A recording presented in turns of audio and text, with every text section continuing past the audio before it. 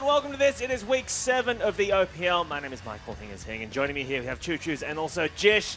Thank you for being here. A massive week of OPL. A lot of things. This is the first week we're going to be playing on 7.15. Are we going to see Urgot? Are we going to see Babbitt play as the Black Death makes its way through Legacy? Are we going to see Akali top? Who knows? I'm very, very excited. How's your week been, Choo Choos? It's been good. Yeah, coming into this is the first rematch of this regular split, so this will be an interesting week. Jish? Yeah, I've been battling off the plague for the last week, so probably not as good a week as Choo Choos, but no, not a bad one. Cutting through everyone in the OPL, hasn't it? Legacy House, Chiefs House. Yeah, I think Direwolves unleashed chemical warfare on everyone else or something. All right, we'll set it here. Tweet at them. Let them know that is an official accusation. Let's take a look at the standings as they stand right now in the OPL. We have Legacy right now out in front, 7 wins, 0 losses on 17 points. Behind them on 1 point. Less is Direwolves and Chiefs, rounding out the top 3. Sin Gaming and Avant rounding out the playoff spots. And Abyss, Regicide, and TM are all in the kind of promo relegation drop zone-ish right now. So it's it's very tight all over it, to be honest. Very tight all over it. But let's take a look at today's matches because they will be definitive in terms of standings. AV going to kick things off, taking on Legacy. Direwolves will then take on Regicide. Tomorrow we see Chiefs versus Abyss and TM versus Sin. A lot of banana peels. All this for the top teams this week. They could slip anywhere. But let's take a look at our first game of the day. AV Gaming taking on Legacy. And let me start by saying, I feel like today's match is something of a mismatch of expectations. Because at the start of this year, Legacy, as you said, Carbon said, look, this is a year of us rebuilding. And now 6 months later, they look like the best team in the OPL. Meanwhile, AV said this is their year to win it all. And they've been kind of struggling the last couple of weeks. Yeah, I mean, AV have been saying that for a while now, and they've kind of remained around 4th, 5th for 2 years. Yeah. But yeah, they did have a promising start to the split. They did take a game off Legacy in week 2, and it was really after Rift Rivals when Sin, Direwolves, and Legacy went over that you could see they kind of struggled to get their footing again. Yeah, no, jumping off the back of that, I guess they had some early victory over Sin and TM as well as taking that one game off Legacy, as you mentioned, and they sort of came out of the gates charging a little bit. And then, you know, over that break, they slowed down a bit, and they haven't really picked up the pace since. Yeah, it's all. I mean, I hate to use the word coasting, but it does feel like they are beating the teams they're meant to beat, and then losing, and then dropping games against the better teams. They haven't really, in the last couple of weeks, taken a series off one of the top teams. This could be it. So let's talk about individual matchups, shall we? I don't want to talk about top lane because series from AV versus Tally from Legacy. Yeah. I mean, obviously, Maokai is going to be a contested pick. Is it going to get through pick ban? Do you reckon, Jish? Absolutely not. I think that we saw a few people trading around it when like the Zac was open, and you know, that was a bit stronger on the last patch. Now on 7.15, where Maokai didn't get touched, he seems to sort of be like the outright best tank, and I think that, you know, after a week more of practice, everyone's probably realized that now. And I think Siri's got his 2 free chances to win his games, and probably won't get another one. Yeah, I mean, the champion that I'd like to highlight is probably the Gnar. I know Tally will definitely go for the Gnar if it's open, and Seri's champ will, as you just said, the Maokai probably won't be open. Yeah. So he will be forced onto probably the Gragas or the Jarvan or the Renekton. We've seen the Renekton be taken away from him quite a fair bit. Well, we saw last week when AV were able to pick whatever champs they want because Regicide lost their bans. They absolutely prioritized the Renekton. It was Caitlyn, Janna, Elise, Talia, Renekton. So it's definitely his best champion. Yeah. Yeah, but the Gnar, I'm very curious to see if Series actually plays Gnar. I don't think he's had a game of Gnar yet, but that's been really good in the tank meta. I mean, there's been some discussion on the desk and elsewise about whether or not Gnar is a counter to Renekton or whether it just doesn't lose to Renekton. Do you guys have any particular thoughts on that? No, it does. It beats Renekton. Right, I don't care what anyone says. It outscales, but the early stages of the lane are fairly even. I know people tend to like playing at least Renekton into Gnar, just because you can shut down the Gnar into a cocoon and they'll snowball the lane for Renekton. Well, if Sybil's the OG, Elise. Yeah, Elise Renekton keeps their top lane safe. Yeah, all right. Well, elsewhere on the map, I feel like we should talk about mid lane because I feel like this is the carry threat for AV. Triple into Claire. Claire obviously tweeting out this week that he is deathly ill. Yeah. He's going to infect us all. I saw him before the game. He doesn't look too good. Oh, no. He doesn't look too good. Oh, no. Change your tips. Conversely, I saw him before the game, and I tried to, you know, throw in a cheeky jab, and I was like, oh, you're a bit sick, not going to play well today. So he's like, no, I'm fine. I'm ready to go sort of thing. So he's putting on a brave face. Yeah, I mean, I think his voice was a bit croaky, so maybe he's not. Maybe he was lying a little bit. But no, I think that think he's probably over the majority of the illness, and I don't know. I don't think it will impact him too much. And then if it does, he sort of has the other 4 players around him to definitely carry him over that finish line. Yeah. This is probably Avant's win condition. It's what Claire being ill and probably the only win condition. If I'm being brutally honest. He's been playing a lot of the Corki, so you can see that they have a similar playstyle to Direwolves. They like to pick a strong scaling mid laner for triple and then try and control the game enough that he will be able to snowball and carry through a good laning phase. Yeah, and he sort of has that that inbuilt pressure too when it gets to package timing. That, if you have the strong mid laner who can play Corki, another champion like that's Talia sort of thing, is that he can also impact the side lanes. So obviously, if your top and bottom lane aren't performing too well, but you can get on something like the Corki, there's a big bailout effort, I guess, if you get that package in 8 minutes and dive the top laner. Well, speaking of AV, let's take a look at their lineup as they're getting ready right now in the OPL studios. Their top laner, who we spoke about, is Series. Their jungler is Sybil.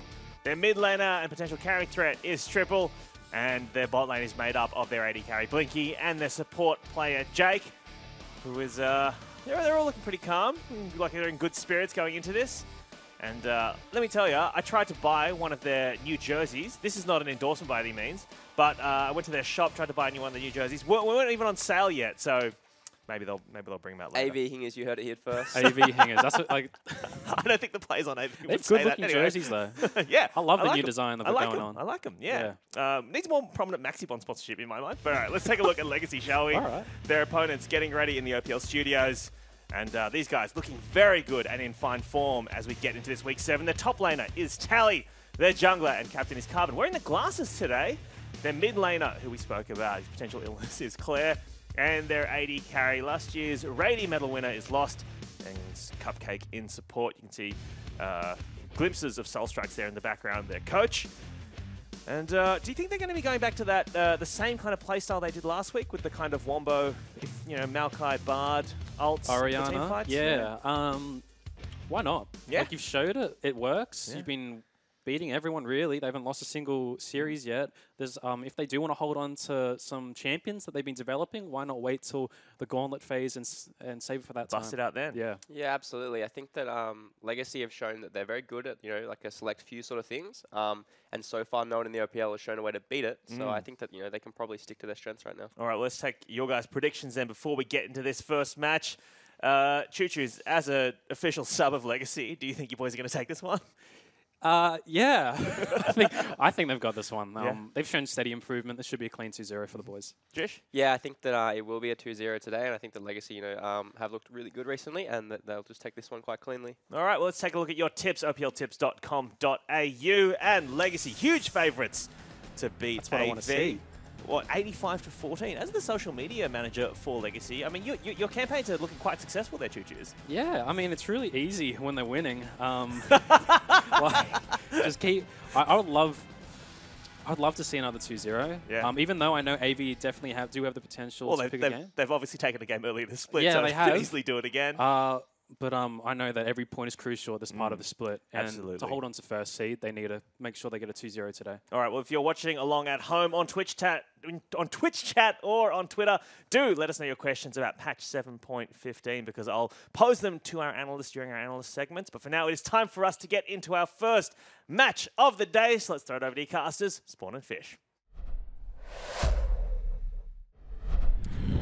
Thanks, Hingers. I'm Matthew Fisher. Joining me is Jake Spontaby, or as his Instagram says, Batman and Robin, which is strange because normally Batman introduces Robin most of the time. I don't think either of them introduce each other. They're crime fighting superheroes. Like, why would you ever introduce yourself? At that point, if people don't know who you are, Fish, you're not a superhero. That's fair. So kind of like Michael Higgins singing a little bit. But we're going into this first game today. Legacy taking on AV. Last time they went up against each other, AV were able to pick up a game, but it was still a decisive finish from Legacy. Yeah, it certainly was. And ever since then, Legacy really has been on a steady improvement. As we keep mentioning, they are the top of the table right now. They seem to be very good at playing these team fighting comps. So looking forward to seeing whether anything has changed in the last week, Fish. Of course, after Super Week, people got a couple of days break before they went back into their scrims. See whether that does impact. And as you're saying, Legacy definitely have been adapting to this meta very well. Going through with a lot of team fighting team compositions. AV, a bit of a shaky start, especially with their Wukong top in the first game after patch 7.14. Yeah, I think they just had a meta misread. That's going to happen every now and again. I mean, it's not a massive deal. We'll see whether it does continue. It's when, you know, you can't adapt 2, 3, 4 weeks into a meta that you really have to start worrying. Yep. We've even seen teams like SKT, Rocks, Tigers historically perform really poorly on new patches. Legacy, they've got a great coach in Soul Strikes. They picked it up quickly. I'm sure Pinch has been doing his hard work. Yeah. Let's see if AV are able to do the same thing they did in the first round of the OPL, which is to take a game off Legacy or potentially try and pick up this series. For now, though, Gragas, Maokai, and Zaya banned out by AV, with Elise, Thresh, and Zac taken away by Legacy.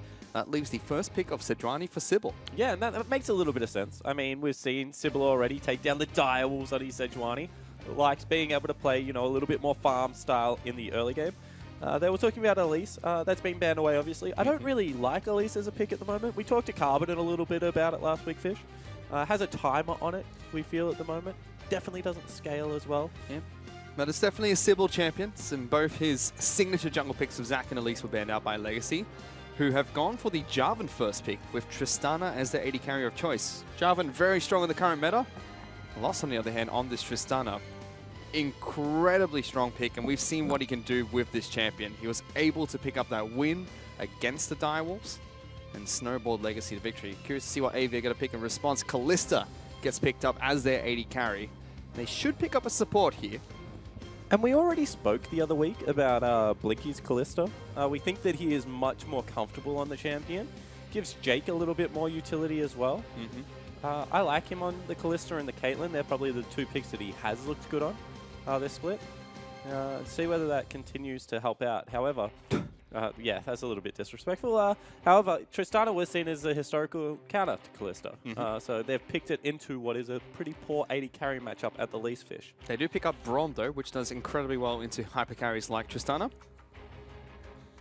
And does deny the Tristana Braum lane, which we have seen Legacy use to great success. Yeah, we certainly have. I thought, you know, when it was a little bit of a kill lane, that it wasn't going to be as successful as it was. I also want to talk about something that Legacy's just done.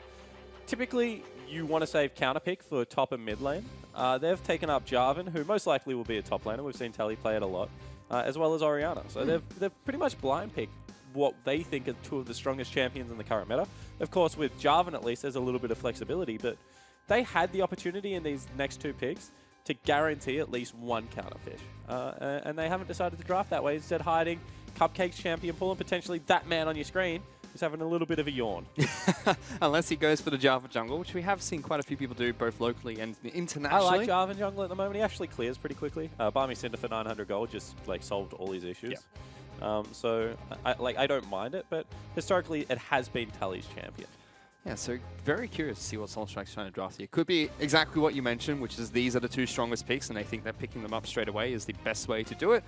And there are a couple bans throwing Carbon's way already. Nunu being taken off the table. It's been some time since we've seen the captain of Legacy play his Nunu in the jungle. Cupcake's just going to play Bard here. I mean, the next pick we're going to see is Bard. He likes playing it into Braum. We've already talked about this a lot on the desk. They like Bard, Orianna. We've seen that in the last couple of weeks a lot. And then Carbon can kind of play whatever the heck he wants. They banned Kayn against him. That's hilarious. Kayn and Nunu. Two very polarizing champions that Carbon plays get banned out. Both are very invade heavy, however. True. Kayn, the easiest way to get an early evolution is to just guarantee a skirmish with the other jungle. And you generally jungle quicker than them. So it's going to be one of those champions that we see a little bit more often. I've been hitting like 10-minute evolve times on Kayn if you can get into the other enemy's jungle. If you can't, you're really in some trouble. We saw a little bit of that from Only last week when he played it for TM. But as you mentioned, Bard was picked up by Legacy as their supportive choice. Clay gets locked in for AV. Now they have to pick up their mid laner going up against the Orianna, and it's Corki. And this is really interesting, right? Because we already mentioned the Corki on the analyst desk. It's something that Triple likes to play. It gives them scaling. Kled historically beat out the Jarvan in the top lane. We saw Swiper kill Tally, I think, twice in the laning phase when the Chiefs played. And then, of course, Tally just ran away with the rest of the game. But now does Tally actually hot swap? Give it over to Carbon and pick something a little bit more standard in the top lane. Like a Cho'Gath, that would work. That can potentially be a jungle or a top laner at the moment. And I really like Cho'Gath in the jungle because you can... It's strange to say, you get less gold, but you get more health in the jungle. as Cho'Gath. So that's going to be picked up by Carbon here Do you? because of the Cinderhulk. I mean, you can just get another Warmogs in top lane instead of that Cinderhulk. True, but Warmog's expensive. Cinderhulk, very cheap. Very good Warmog item. actually isn't even that expensive anymore, Fish. It's a that's true. pretty bloody cheap item that builds out of great components I hate Warmogs. and gives you some cooldown reduction, if you don't mind. Warmog sucks. But But yeah. Tally is going to play at top lane. It's actually going to be Java Jungle. That's what I said. I mean, all of a sudden you've been countered, so you throw the wide flex up. I don't think Kled's going to be able to kill Cho'Gath at all after he gets a couple of items. Obviously, you can go Righteous Glory Rush, makes him a little bit better in the top lane as well. Yeah, disgusting. Cho'Gath is a disgusting champion at the moment. Despite this being 7.15 and he's been nerfed, he can still almost one-hit most squishy champions. Exactly right. As soon as you get that Gargoyle Stone play plus a couple of tanks items, you just walked up to someone and you just bite them. And it hurts a lot. I'm actually going to call it. I think we're going to see it mid lane before the week is out as well. We Okay. saw it in the LPL last night. If people are going to continually blind pick mid Galio, I think that Cho'Gath is an absolute fine answer to it. And it really does give him a little bit more of a tough lane. AP in the mid lane or goes pure tank still? Pure tank Oof. is the exact same as Galio in that regard. So we'll see whether that actually does work out. I thought it was quite a cute counter pick there. But as far as this game goes, I think that Legacy have kind of got everything they want. Yep. And that AV, this is a new comp we haven't seen out of them, haven't seen the Kled before. And we'll see whether they can keep the pressure up in their side lanes that they need to be able to win this one. I mean, this composition really feels like they're going towards comfort almost. Maybe barring Jake, who is on a melee support champion. He likes to be on more of the carry supports. Likes but to be on Blinky Janna. Yeah, Blinky on Callista, Corky for triple with Sybil on one of his signature champions. Very curious to see how AV are going to stand up against Legacy here today. But for now, let's check in with Hingers, who is standing by with AV's coach, Pinch. Thanks, guys. I'm here with Pinch. I want to ask about Legacy Zac ban to you guys. So we've seen, obviously, Sybil very strong with Zac, but Zac's just had a bunch of nerfs going in. So without having to give too much away about whether or not you would have picked it anyway, I mean, how much do you think these nerfs have affected Zac's playstyle? Sure. Well, firstly, we did expect them to ban Zac, even though it has been nerfed on the patch. I definitely still feel that Zac's strengths are exemplified in his play. He can engage and he can re-engage very well. So I think he's still a strong pick. Well, staying with jungle, then you guys have gone a very heavy priority on picking up that Sejuani, which we saw Sybil use against the Direwolves a couple of weeks ago. Is that a pick that kind of like defines your entire comp, or is it just kind of you get a good pick for jungle and then you kind of move forward from there? We definitely want to team fight with this comp, and we feel like setting up a strong front line early in the draft can really enable that later on. We're very comfortable playing with Sejuani. It's something we're very good at. So yeah, picking it early makes us a very good team fighting team later on. All right. Well, thanks for speaking to us and best of luck in the match. Thanks. Makes sense. Legacy's going to team fight on this patch. That's all they've shown us, really. So why not just fight fire with fire? There's obviously the opposite train of thought where you go 1-3-1 very heavy, which Corky and Kled also can do, but they're definitely quite good at team fighting as well, Fish. Yep, they certainly are.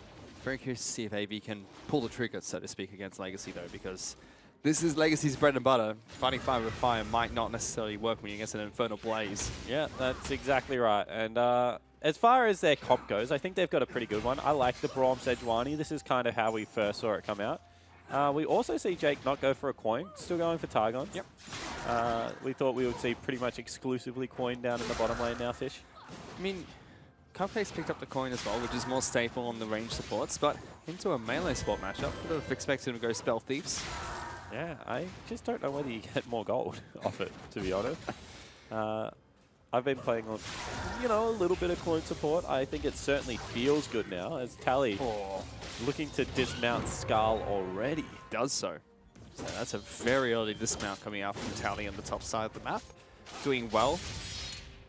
And whereas Carbon is doing something a little bit cheeky here. Tries to slide through the Baron pit to get into the blue side of AV's jungle. Spotted out by two well-placed wards. One of them was a Rift Scuttler. So Sybil went down and grabbed Rift Scuttle real early. Don't actually know why, because it's cost him a lot of tempo in the jungle. And then because Tally was pushing in incredibly hard, it's given Carbon access to take away the whole of the top side. And Sybil's going to have no camps fit. He's 3-buffed him. He's taken his own blue and red. Yeah, he's taking blue buff away from Sybil. Gives him a bit of a leash on Gromp though, so that's nice of him. Yeah, it certainly is. But now do you just go top lane and look for the gank because Series is overextended and Carbon has a flag and drag? This is poor coming out from Series. He's going to at least blow flash. He's trying to remount, but he doesn't even flash the CC and just dies for first blood. And Carbon flashes himself, didn't have to, so it gives him a little bit of a dance. But that's a very nice first blood. Silence. I think I was talking to Jish about it before the game.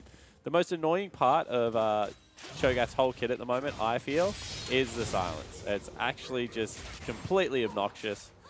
Sure, he can one-hit you, but the silence means that you can't do anything while he's doing it. So, not a massive fan. See whether Carbon loops around for another game. And there's not many champions left in the game who have silence. Both LeBlanc and Cassidens has been taken away, changed into a interrupt instead of a silence. Yeah, it stops the channel now as opposed to anything else. Good point. Who else has it? Malzahar, Garen. Soraka. Soraka has one. That's a zone field. I don't mind that one as much. Does Garen even silence anymore? Yeah, he still silences. Ratchet. It's been a long time since we've seen him played in competitive Hey, I played him like 3 days ago. I played him last night. He's great, but we haven't seen him in a competitive League of Legends match for a long time. Oh. But yeah, good gank at the top lane coming out from Carbon. Series playing up a little bit disrespectfully almost. They knew Carbon was topside and double buff as well. Yep. See whether he goes again because he doesn't have to go this way. He could have, yep. So he's going to walk straight up river, see where the Series is spotted out. We'll spot him out now. Charges away straight away. So playing very topside focus at the moment, Carbon, and making sure Tally has a nice lead, which is always good for Cho'Gath. Yeah, however, it does mean that there's some pressure being exerted bottom lane. You can see Sybil actually going in for the Wolf camp. Means that Cupcake is going to leave and see whether he can disrupt a little bit. He should at least try and kill that little wolf now, Cupcake. He just slaps him quite a few times. Sybil takes a blast cone over. Cupcake's forced to magical journey his way out. Jake's being called over to help out with this jungle clear. Carbon is here, however, and he has got boots as well as Balmy Cinder. These two just must be great friends. Leash and Gronk for each other.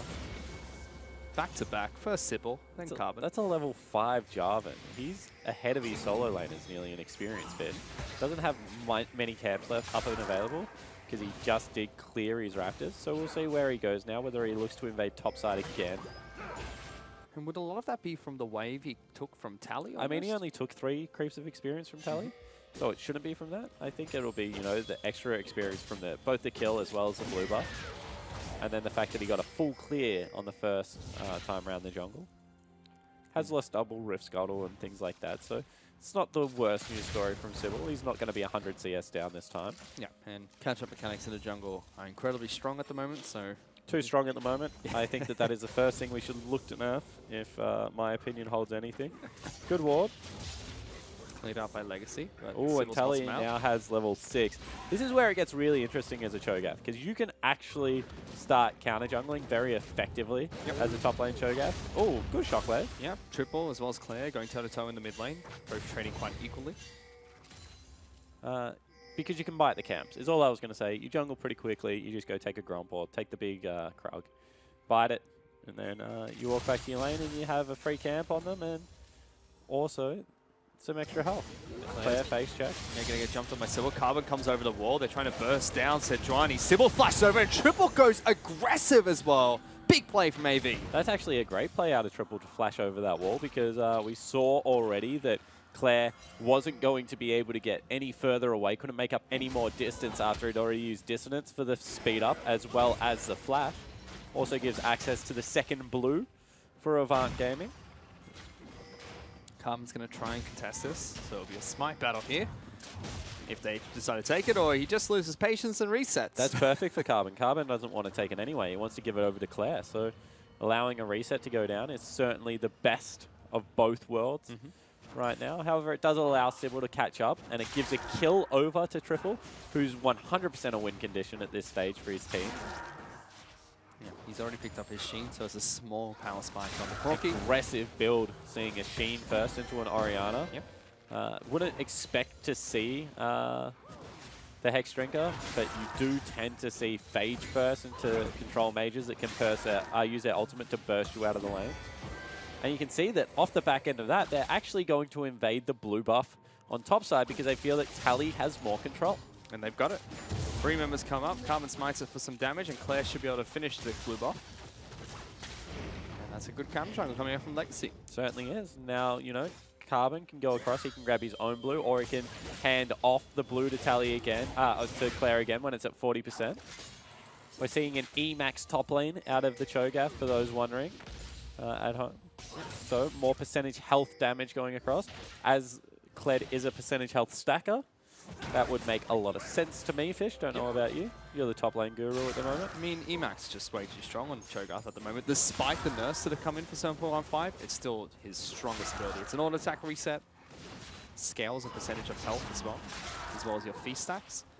But if you weren't going for the Emax, you'd expect the W to be the next one to go for. That would give you a little bit more wave clear instantly. Obviously, E's great at wave clear over a long time. They actually give it over to Carbon. That's a nice thing to do to a Jarvan jungle. Jarvan does spam abilities to clear jungle, so the more blues you get, the better it is. It doesn't have any natural sustain as well, so blue buff helps him spam that shield a bit more. The W. Triple goes. Ooh, jumps over the wall, gets good damage on the Cupcake, and Sybil is here to try and take him out. Carbon coming in to try and stop this one. Great Temper Fate comes out of Cupcake. That keeps him alive. The bowler will come out of Sybil, but Shockwave keeps him back. Cupcake's alive. AV still want this fight. Claire's the next target, taken out very low. Winter's Bite will lock him down, and Triple gets a second kill. Yeah, and this time it was, you know, Cupcake getting a little bit caught out, but obviously a master on Bard does bait them in for quite some time. But in the end, good follow-up out of Jake to be able to rotate across. Use that flash ultimate to engage the team fight. And Blinky and Jake are actually having a terrific laning phase down here, Fish. They're up 13 CS. Jake was able to get across to that in time. And Lost and Cupcake are losing out on this 2v2. Yeah, they're not sticking their lane. They've been heavily invaded by Sybil as well, forcing Cupcake into the jungle a lot of the time. But AV have played the map rotations fantastically to aid their jungle. Yeah, and I mean, that's a great point. Carbon has spent a lot of time top side of the map. You can see that Sybil was already within his jungle. That's a really nice ultimate flash as well. They probably could have just decided to leave after that. However, they look to fight it. They turn around, blow up Sybil, but it took 2 ultimates, Fish. That just means that there's no follow-up for the rest of the team fight. Carbon can't get back in there. He's already used all of his abilities. But yeah, no collapse coming up from Lost or Blinky, so Blinky's doing a good job of keeping the Tristana pressured underneath her turret, which is strange because that's normally what we see from Tristana into Calista. Yeah, completely agree. I think that it is going to be a little bit of that invade, but also just a little bit of the support matchup. I mean, we've already said this, but Bard's laning phase is what we nerfed about him. His roams are still fantastic, but laning phase certainly shouldn't be all that it was when he was an incredibly, you know, must-pick ban champion. So good to see that it's being punished slightly, but still has had impact around Summoners. If you see Hurricane start, always players in some trouble. Yeah, jumping straight onto the Orianna again. Good use of the Shockwave to knock both Triple and Sybil back. That's how you know someone's a good Orianna, Fish. When they're able to use their ultimate, time it well enough that it pulls people back into the epicenter, into the middle, and then it just gets rid of any aggression that was going to be there. Really nice to see. Tally actually ate series there. Didn't end up killing him, but You wanted to, didn't quite get it. Now Carbon's in a bit of a sticky situation. We'll be able to flag and drag over the wall. But Avant are really attacking this mid lane. yeah, they're sending multiple people up time and time again. They're trying to get access to the blue buff. I completely agree with you. And I would say that as far as Avant's comp goes, it comes online a little bit earlier. I mean, Kalista versus Tristana. Kalista's going to be better at, you know, 1 and 2 item. And then as far as Corki goes, he's the 1.5 item specialist. Versus, you know, Orianna that probably needs more 2 towards 3. So yep. I like the position that AV is in right now. They have a chance to be able to take over this game. Let's see if they can continue to apply this pressure on the bottom side of Legacy jungle, as well as pressure out Claire in the mid lane. Well, as was mentioned on the desk, has been a little bit under the weather recently, but that does not seem to be affecting how he's playing so far. Certainly affecting how I'm casting. I absolutely cannot breathe at the moment, so that's all right. We'll get through this, Claire and I both. This plague that has hit Sydney is absolutely taken the video game industry by storm, Fish. That's all I'm saying. It's knocking out the OPL 1 by 1. It's not great. Well, it's not even 1 by 1. Like, I think like 9 of us has fallen sick this week. But, you know, it happens. But this top lane matchup, Tally's doing really well against Series. They don't have much kill threat on one another. I mean, Tally Tally's eventually got Feast back. I think as soon as he dismounts him, he has genuine kill threat. So you see, Series kind of agrees with us. He's just going to go back. Oh, no, he's not. He's cancelled. Tally's doing the really smart thing where he's just instantly clearing this to the turret every single time. And then Series kind of has to stay. But if he ever gets dove, then that's lane over. Really nice stun there. Doesn't lock down Lost with the Winter's Bite, but as you mentioned, good stun coming out from Cupcake. Yeah, otherwise Lost definitely would have been locked down Fish, and that could have been a potential follow-up of, you know, throw the Braum in with a big knock-up as well. They have Ignites as support, so it's going to be very kill-heavy if they ever end up on top of each other. But I think Jake and Blinky would just take the 20 CS. Yep. I mean, Blinky and Jake have not had a good season so far as a duo. Let's take that a step further. They've had a really bad season so far as a duo. However, this game's looking promising. Last week against the Chiefs, it looked a little bit more promising as well. And against Regicide, they looked outright good. Because the biggest point of weakness that we focused on for AV this entire split has been Series in the top lane as well as Blinky on his carries. Because Jake's been looking okay as a support. And Sybil and Triple have been very solid in their positions. Yeah, Jake's been team fighting well. I don't think he's been laning particularly well. And I think that you've seen an emphasis on that team, that laning phase a little bit more lately. You can see another big 4-man invade comes in for that blue buff. Interested to see who they give it over to. I think it should be Sybil. It is. A very heavy focus at the bottom side for AV. Carver's been very focused. Top side is looking for a Rift Herald trade. I mean, it is a Fire Drake, so they should potentially look to start this up if they can manage to kill Claire or something like that. A Fire Drake for this team composition would be quite good. Corky scales incredibly well as the game goes on, and Jake's caught out Cupcake. Magical Journey. How exciting. Fun ability. Tally's going to help out with taking down the Rift Herald. He eats it as well to get a stack. He's already at 6 stacks, so he only can get more stacks from eating people now. My goodness. He's a monster. He's got 3,000 health, only 15 minutes into the game. He's kind of a machine on this skin, Fish, but I take your point. Oh boy. But AV are going to collapse onto the bottom lane outer turret, and this should be first turret falling for AV. And this is massive for AV. I mean, we've already said that they've controlled the bottom side jungle really well. Now all of a sudden they're going to be able to pick up first brick for themselves. They might even be able to transition this into a Fire Drake. And, I mean, they should nearly be able to win the game off this. I mean, Legacy trying to force a dive top side of the map. Doesn't work out for them. Very difficult to dive, Kled. However, they will look to push through. Yep, with Rift Herald.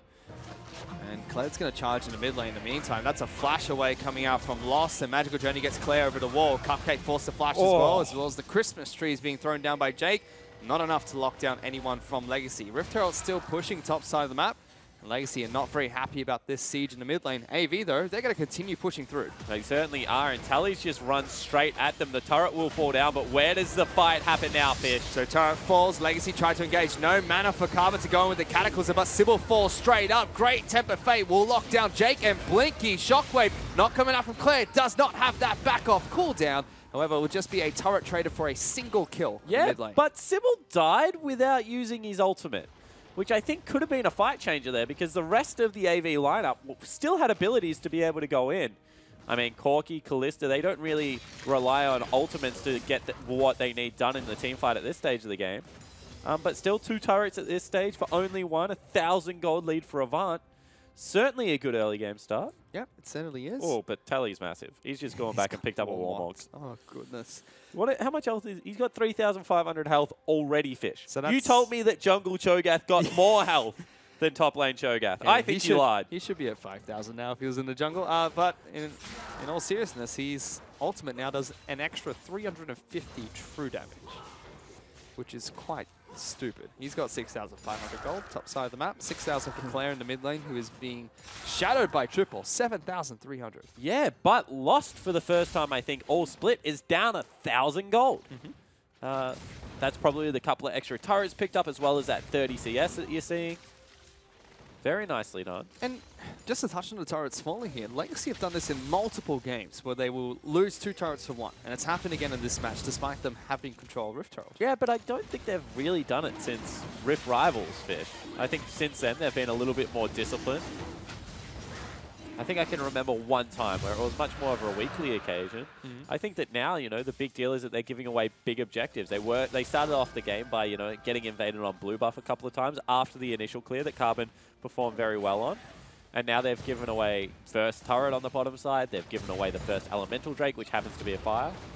Lost is trying to take down top lane Inner. Yeah, but he's not going to get it. yeah, Blinky and Jake collapse. And I was very curious if that was just how Legacy were making mistakes or if it was the teams they're playing against. Because after Rift Rivals, they looked fine. And now, this week is where they start playing against the first 3 teams. AV was one of them where they dropped a game. So I was very curious to see if it was the way AV played, if it was the mistakes Legacy had been making. Trying to say that it was AV's side of the group is much better than the other side of the group. Trying to say AV forced them to lose a turret. All right. Meanwhile, Legacy are looking for a fight in mid lane. Sybil gets silenced by He's in Tally and trouble. slowed down. He's dead. Instantly locked down by Lost, who jumps over the wall. Big Cataclysm for Carbon, and Shockwave only connects on the Braum. He's Here forced comes to flash Kled. out. Kled in the back lines on top of Claire. That's one falling. Carbon goes down next. Triple going to be picked up here for another kill for AV. That's a big team fight. Certainly is, and Claire just was able to get in behind them. They're going to look to rotate potentially towards the top lane turret. That would be a big wave stacking up there, Fish. And Triple is absolutely massive now. That team fight started very well for Legacy, but it was Claire's Shockwave only hitting one member that meant the re-engage was very successful. And they need to be careful because you lose a team fight like that against what is a pretty tanky lineup, double 80 carry, you'll lose Baron in a couple of minutes.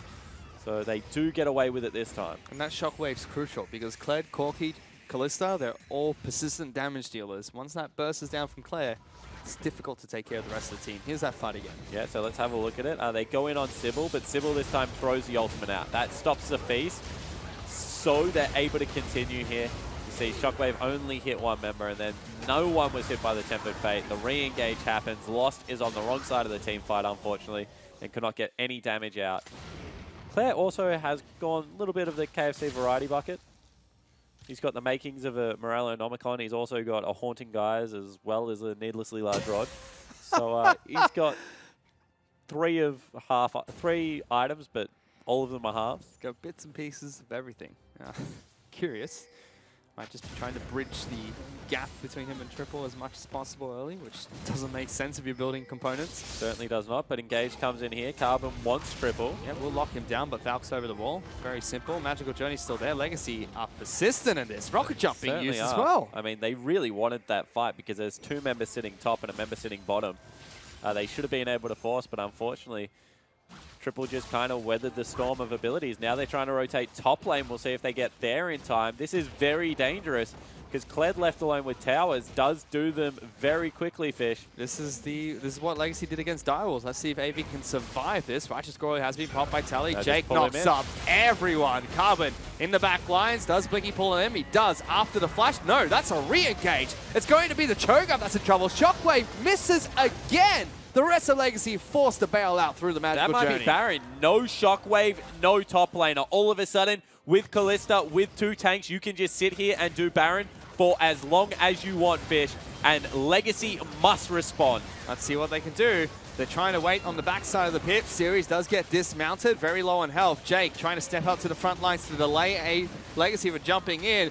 Baron's getting low, 2,000 health. Carbon's in the pit, taking damage. Flags and drags. There's the Temper Fate. Oh. Locks 3 down members as well as Baron. But Baron picked up by Callista. Carbon now in trouble. Flagging and dragging into the fight, but he gets killed. Blinky's flashing forward with Sybil as well. Series gets the bear trap on the road. Will knock back Lost, and it's going to be a 1-team fight for AV as well as Baron picked up. This is turning into a whitewash now. It's 5,000 gold. It's actually 7,000 gold. The lead for AV, and they're not done. They're going to look to push in. I thought that team fight was going to go horribly wrong. Series dismounted himself against Baron, and yet Legacy still just can do nothing, Fish. They certainly can't. That's going to be another turret falling. Mid lane inhibitor turret is going to go down as well, and there's still death timers for Legacy. AV can push to the bottom lane. I mean, this is 10,000 gold now. It's going to be at least an inhibitor, if not 2 if they stick around here. I think they should just retreat. Getting a little bit dangerous, but they're rolling the dice. Yep, inhibitor turret falls. Inhibitor's going to go down as well. Carbon tries to delay AV from pushing further forward, and that's a big swing for Avant Gaming. I mean, that might be the game. It's 23 minutes in. They've just taken Baron and double inhibitor. Dragon is coming up in a minute, and look at the power spikes that are coming through. As soon as Kled fell off Skull, I thought that this was going to be a very different team fight. However, able to get in, back on against Carbon, and then they just continue the chase. I mean, with Carbon dead, with no tally there, there's no point even teleporting in. They just clean up the back end of the team fight. But Legacy, unfortunately, just look a little bit stunned. Yeah, doesn't seem like they're working towards their win conditions in this match. And AV, massive improvement after Super Week. Yeah, and as we said, I mean, this is what happens when you misread a patch. You look worse than you should. And this doesn't even look like they're playing on the current patch. They've picked Kled, who we haven't seen all that much of. They've just gone back to very standard team fight composition. It came online much earlier than what Legacies did. And I think that we're seeing the dividends of that right now. Also, Callista gone double HP item shred. Lord Dominic's very early into the game, Wow. as well as the Blade of the Ruined King. I think that build is incredibly cost efficient. Especially against the Cho'Gath and Jarvan, makes a lot of sense. Both of them are going full tank as well. Whereas Son of Legacy, both their carries are behind. Orianna, I honestly think you should nearly go Boar. Frozen Mallet as your next item on Callista at that stage. I mean, you're just shredding through so much health. Your job is to not kill the backline. Triple can do that anyway. You just need to be able to kite out the front line and be a consistent threat. And Callista certainly does that. she does. And AV are going to continue sieging here. Still have Baron buff to work with and a lot of time on that Baron buff as well. Legacy are grouping up top side of the map. Legacy have to roll the dice on a play because right now you can see Cho'Gath is grabbing super creeps. Mid lane will be there right now, entering the base. And if they don't go now, I don't know when they're going to go, Fish. Yep, this turret's going to fall if Legacy don't force. Carbon posturing aggressively to do so, but flags and drags out. AV get another turret. Yeah, I mean, you're about to lose the third inhibitor at 25 minutes into the game. You have to make a play because otherwise this one is just never coming back. And Legacy talk about this all the time. They know they have to make a play, so they do most of their games, but right now they're sitting back and letting AV bleed them out. They've already sent Claire back to base. He's going to try and heal up, pick up a couple of items maybe. Lost is doing what he can to posture aggressively for this, but that's an initiation from Jake. Sybil charges forward as well. Shockwave whiffs again. Only connects onto Jake. He's going to be able to back out with the inhibitor taken down for AV. And Claire, unfortunately, he already said he's been sick. He's obviously not feeling 100% because he hasn't played this sloppily in a very long time, Fish. Since Split 1, to be honest. So, got a feel for the young guy. It's never nice having to play the game when you're not feeling well, but these shockwaves, they just need to be a little bit cleaner because, unfortunately, chunking out Braum every team fight is really not doing what it needs to for the Legacy lineup. It's definitely not. And you can take a look at the items that have been picked up by AV since they've gone back to base. Massive spike for Triple, who has Trinity Force as well as IE and Rapid Fire Cannon. As for the top laner and jungler, both of them have components for Gargoyle Stoneplate as well. So they've already got double health stacking items. Going to be a Bloodthirster picked up for Blinky. So not going any further down the unique build path. Instead, a little bit more standard now. I still really like the build path that he's gone. Lord Doms, when you have health, I used to have a spreadsheet somewhere. I don't think I have it anymore. But it's efficient very early on in health. As is Blade of the Ruined King. Let's see if AV can clean up this game because it's a really tall Kled. He's got an iron elixir. he's big. Generally, you don't build elixirs until you're on 5 items, Fish. However, they think they can close this one out right now. They want to finish the game. If you're Legacy, you should be picking up your elixirs as well to try and bridge this gap of 10,000 gold. But they're now on to their Nexus turrets. Legacy have to put up a last stand somewhere. Oh, Carbon's at half health. Lost has been chunked out as well.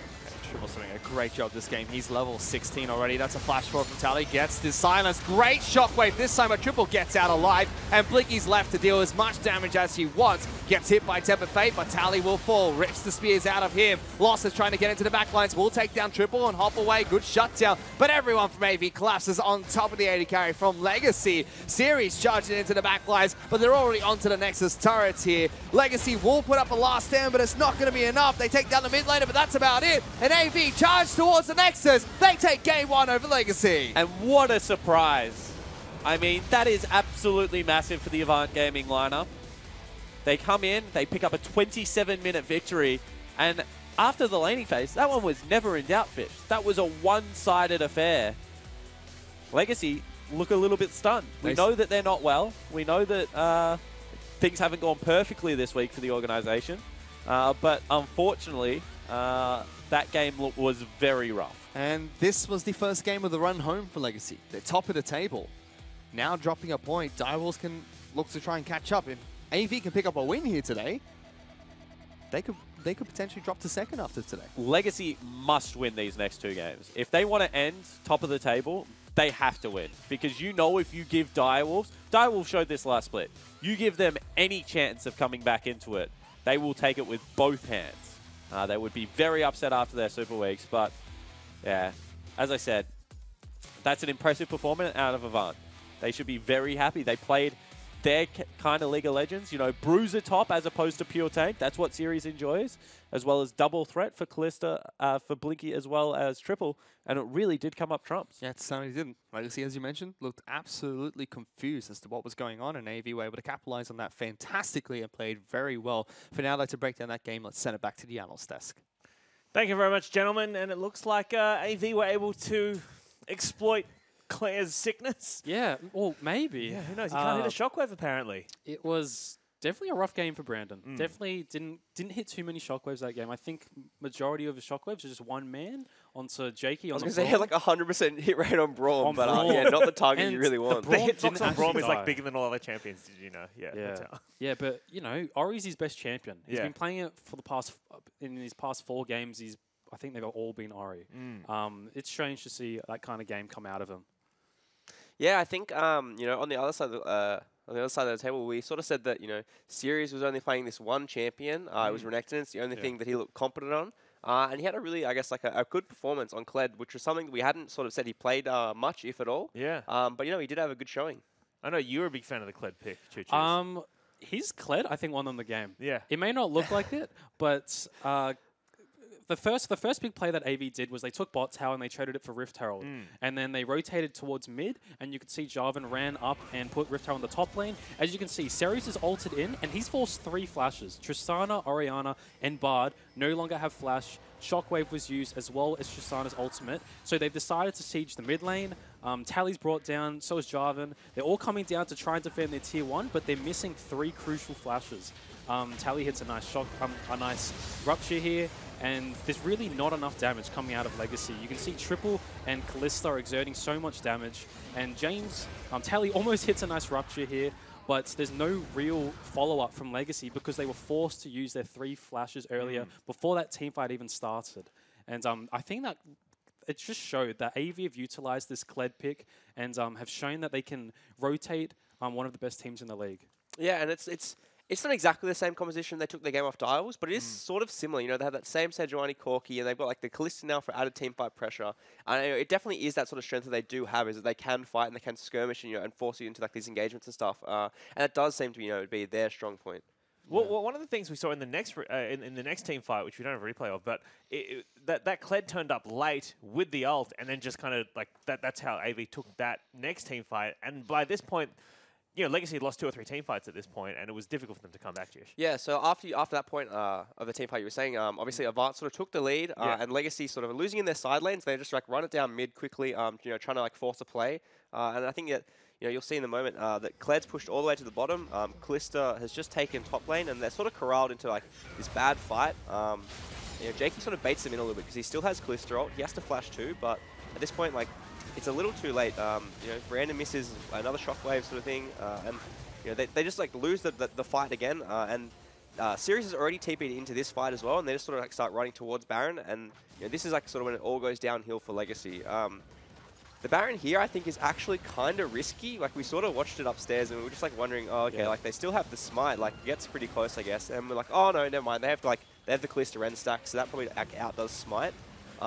You see it creep. Gets You really see close. it creep towards like 1.2k. Oh. Sybil smites it, so it gets to 500 health, and then Bard ults it, and then it literally comes down to who has the faster finger between clicking smite and Callista Ren there. And you know, congratulations to Blinkies, he's faster than old man Tim Wendell, and he gets the smite, and they sort of just win the game off the back of that, like pick top into the Baron. So you know, that was actually like really.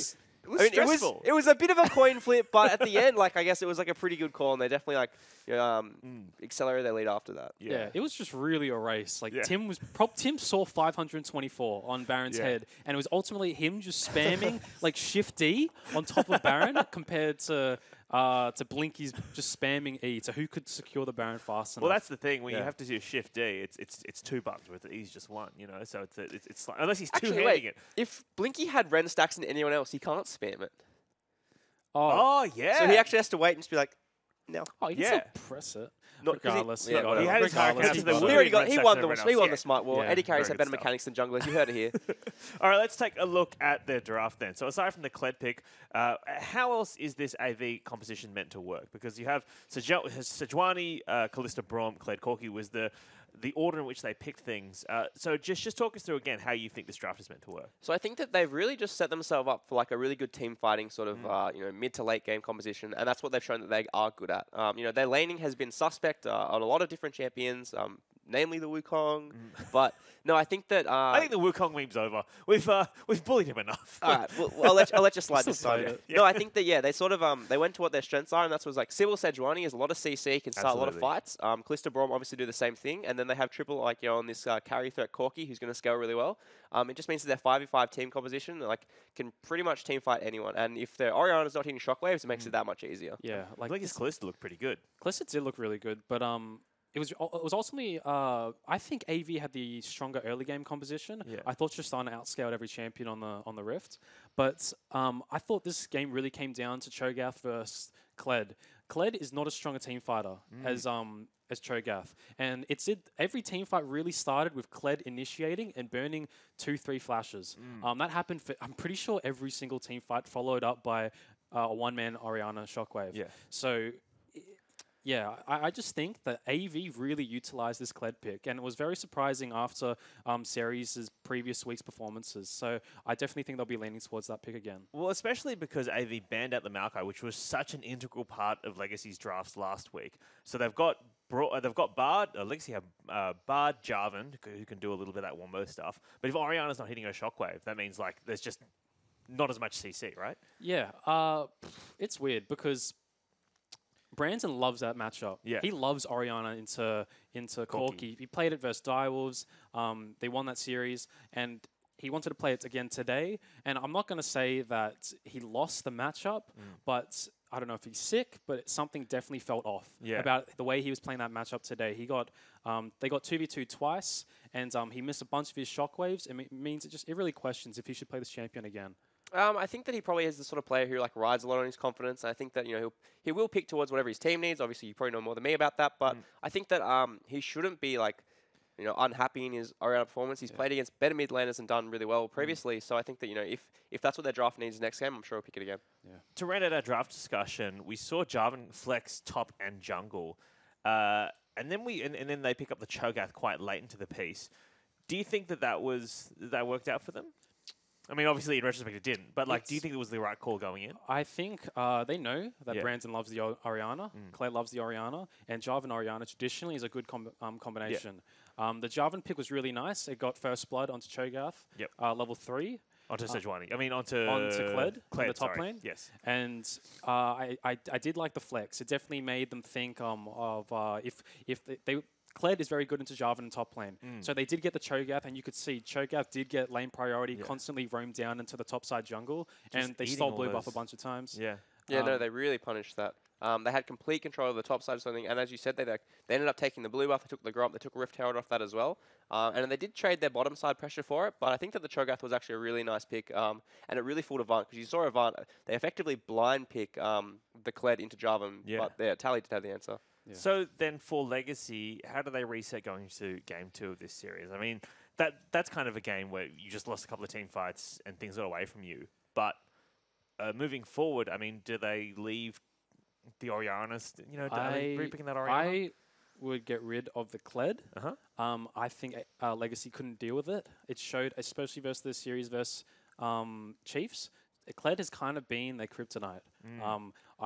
suggests that they get rid of that champion and force Series onto one of the tanks that he seems a bit more shaky on. Yeah. As well as the Orianna is fine. I think the rest of their draft was traditional Legacy, like Bard on Cupcake as a champion. We've seen even his flash ults onto Sejuani. Look at him getting away from all those you fights. could see it was that. sick. Yeah, Legacy individually played well that game. Yeah. It's just that they did get caught off by the Kled ults, and that's just something AV have practiced and shown that they it's to draw a ban. Yeah, absolutely. I think that Kled probably took them by a little bit of surprise, and now that you sort of bring up that Chiefs also had an okay performance, it seems maybe they don't look too great against that champion. On Blue's side, they probably have a little bit more flexibility with bans. They can afford to get rid of it. I think that they could also just save their mid lane pick to second rotation. Avoid the Syndra as we mentioned. Obviously good into Orianna.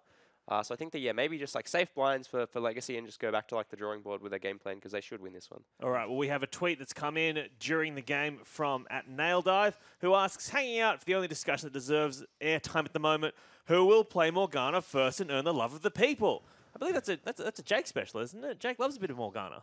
How is that earning the love of the people? Who loves Morgana? That's it's almost Morgana? as boring as Janna. Like watching people play Morgana, they're just like sitting there behind the AD carry being like, all right, you have to get CC in 3, 2, Black Shield. Literally all the champion I associate does. Morgana with mid lane, and that is probably the worst thing to verse in mid lane because you can never kill the Morgana. So I don't know who these people are. I do not like them. Introduce them to me. Yeah, please introduce me to them because. But yeah, Morgana definitely should be back in meta with tanks holding such big amounts of CC. You could see Morgana's Black Shield be utilized quite well. So I guess time will tell. And we're sort of seeing a few more of like those scaling carries, like the Tristana is really popular now. Kog'Maw's coming back too. Maybe there's room for her to being played around with that. So maybe soon. All right, we also have a question in from Twitch chat as well. At OPL, is Janna the strongest support in 7-15? That's from Dom Ose in Twitch chat. Oh, I really hope not. we talk about Janna a lot. I hate Janna. I think you've talked about this, haven't you? You hate Janna. Oh no, it was Destiny who was saying he loves Janna. He loves Janna. I despise her. If you're a Janna player, yeah, I don't like you. Why do you hate it? I can't kill her. She's too she's very good versus assassins, and I'm an assassin player because she presses R and I go flying, and you got no re-engage. If she is the strongest support, I don't really know. I'd say not. I think right now a lot of the tank supports are better. So Rakan seems really good, especially when paired with Xayah or Kalista. Alistair's really strong. Thrasher's really strong. Yeah. And Janna does have a few good lanes. Like we've seen her play with Caitlyn, and she looks really good there if you can get lane pressure. But I don't think that she is the strongest support on this patch. All right. Well, get involved on Twitter and in Twitch chat, #I'mOPL or @OPL, and ask questions about 7.15, and we'll answer them in the next analyst segment. For now, it's time for us to get into our second game of AV taking on Legacy. So let's check out some highlights from game number 1. Series. He's going to at least blow flash. He's trying to remount, but he doesn't even flash the CC and just dies for first blood. Great tempered fate comes out of Cupcake. That keeps him alive. The bowler will come out of Silver, but Shockwave keeps him back. Cupcake's alive. AV still want this fight. Claire's the next target, taken out very low. Winter's Blight will lock him down, and Triple gets a second kill. Big cataclysm for Carbon, and Shockwave only connects on the Braum. Here comes Claire. Out. Claire in the back lines on top of Claire. That's one falling. Carbon goes down next. Triple going to be picked up here for another kill for AV. Carbon now in trouble, flagging and dragging into the fight, but he gets killed. Blinky's flashing forward with Sybil as well. Series gets the bear trap on the road, will knock back Loss, and it's going to be a 1-team fight for AV as well as Baron picked up. And Blinky's left to deal as much damage as he wants. Gets hit by Tempered Fate, but Tally will fall. Rips the spears out of him. Lawson trying to get into the back lines, will take down Triple and hop away. Good shutdown, but everyone from AV collapses on top of the AD carry from Legacy. Series charging into the back lines, but they're already onto the Nexus turrets here. Legacy will put up a last stand, but it's not going to be enough. They take down the mid laner, but that's about it. And AV charge towards the Nexus. They take game 1 over Legacy.